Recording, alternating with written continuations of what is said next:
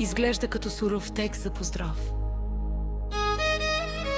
Ще ти го изгладя, за да звучи по-силно и подредено, без да губи стила ти. Дами и господа, този поздрав е специално за Митка, независимата. От Анди, Бари, Германия, вали и гърми, но Митка стои изправена. За всички душмани Митка казва: сърцето й е огнено и добро, и пак казва: спрете да лаете, кучета, спрете се, че Митка се завръща и започва да наказва. Душмани, чуйте добре, спрете с приказките зад гърба ми. Идвам, виждам и наказвам.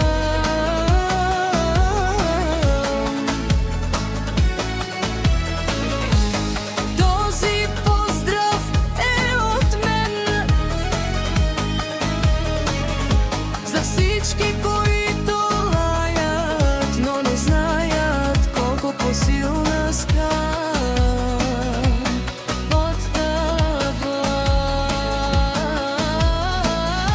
защото всяка майка трудна ражда.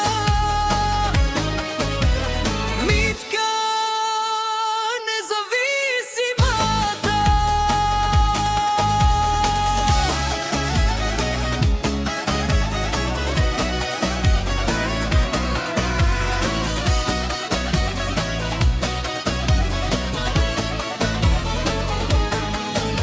Ако искаш, мога да го направя още по-рап,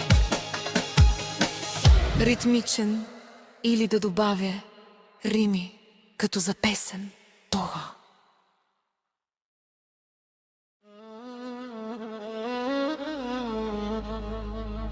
Изглежда като суров текст за поздрав.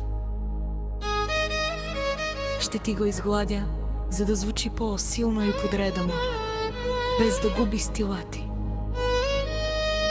Дами и господа, този поздрав е специално за Митка, независимата. От Анди, Бари, Германия, вали и гърми, но Митка стои изправена.